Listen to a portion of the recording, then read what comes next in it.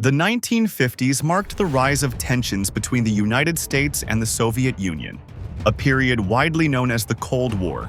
One unusual battlefield was the chessboard, a symbolic war to prove which nation had the brightest minds. For a long period of time, the Soviet Union has dominated chess, producing champion after champion, and for years it seemed like no outsider could possibly break their iron grip on the game.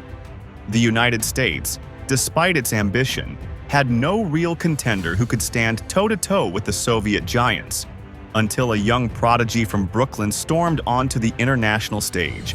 Bobby Fischer, the teenage prodigy who stormed onto the international scene with a mix of raw talent, relentless preparation, and an unshakable confidence. At just 15, he became the youngest candidate for the World Championship in history. His rise was meteoric, but in 1959, Fischer was still young, still learning, and still vulnerable. That year's candidates tournament in Yugoslavia was stacked with talent. 8 of the strongest players on the planet, all fighting for the right to challenge the reigning world champion, Mikhail Botvinnik. For Fischer, the event was a brutal reality check. He finished a disappointing 5th out of 8, unable to match the experience and sheer firepower of the Soviet elite.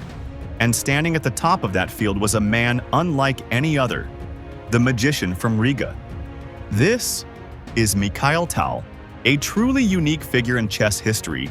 Tal played with an aggressive, daring, and imaginative style, famous for his fearless sacrifices and mind-bending combinations. His dazzling creativity often left opponents disoriented, and this time, Bobby Fischer was his next prey. So how did the magician crush the future world champion in such a complicated battle? Let's find out. But before we dive into the game, consider subscribing and dropping a like if you enjoy classic chess games. Alright, let's get into it. The game starts with e4, c5, knight f3, d6, d4, takes, knight f6, knight c3, and a6, the Najdorf Sicilian. Bishop c4 by Bobby, e6, bishop b3, bishop e7, f4, Tal castle, queen f3, queen c7, and castle.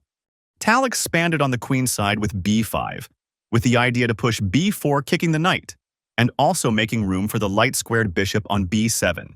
Fischer counters Tal's attack by playing f5, signaling his intention to play on the king side.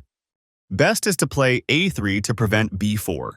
So f5 is played, b4 hitting the knight, knight a4, and instead of taking the pawn, Tal played e5 kicking the other knight.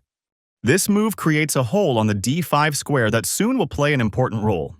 Knight e2 by Bobby, bishop b7 attacking the pawn, knight g3 defends, knight b to d7, bishop e3, and bishop c6 putting pressure on the knight, and also freeing up the b7 square for the queen to create a battery on this diagonal. Bishop f2, clearing the e-file for the rook. Queen b7, rook f to e1, d5, pawn takes, and knight takes. If we look at this position, the bishop is in line with white's queen, and also this battery creates a pressure on the g2 square, overall an almost winning position for Tal. Bobby continues with knight e4, knight f4, an excellent move by Tal, really showcases his attacking abilities, bringing the knight closer into the attack and creates more pressure on g2 square. c4 by Bobby, making room for the bishop to add the defense of the knight, but unfortunately it's too late. And Tal strikes immediately with g6 with a very simple plan. He wants to add another attacker to the pinned knight. Pawn takes pawn, and since this is Tal, instead of capturing towards the center, he strikes with f5. If pawn takes, then king can safely hide in the corner, so Bobby plays g7 instead. King takes pawn, check, and the king safely hides in the corner. Bobby tries with knight c5, knight takes knight, bishop takes back with check, knight takes, and queen slides to c7, guarding the pawn and eyeing the knight indirectly. Queen e3 attacking the pawn and hoping for a queen trade. Tal says nope, and Bobby tries for the last time with rook e2. If white tries with g3, the game is over after knight h3 with check, and f4, a fork, and the file will open up. White's king will have to run for his life for the rest of the game. After rook e2 was played, knight takes rook, queen takes back, bishop takes g2, a temporary sacrifice as the queen also hitting the knight. Knight takes a6, queen a7 check, and after king takes bishop, it's over for Bobby Fischer, because mate and 6 will soon follow. Tal accurately starts with rook g1 check. If king h1, then it's a mate in 2 with queen a8 or b7. So Bobby played king h3, queen g7, looking at mate on h6, bishop d1, final move rook e6, and Bobby Fischer finally resigned the game. And that is how the future world champion, Bobby Fischer, was dismantled by the artistry of Mikhail Tal. This game is more than just a victory on the score sheet. It is a pure demonstration of two clashing chess philosophies. Fischer, with his logic, precision, and long-term planning, versus Tal, with his intuition, chaos, and magical creativity. Where Fischer sought clarity, Tal thrived in storms. Where most players feared complications, Tal dove into them head first and emerged with brilliance on the other side.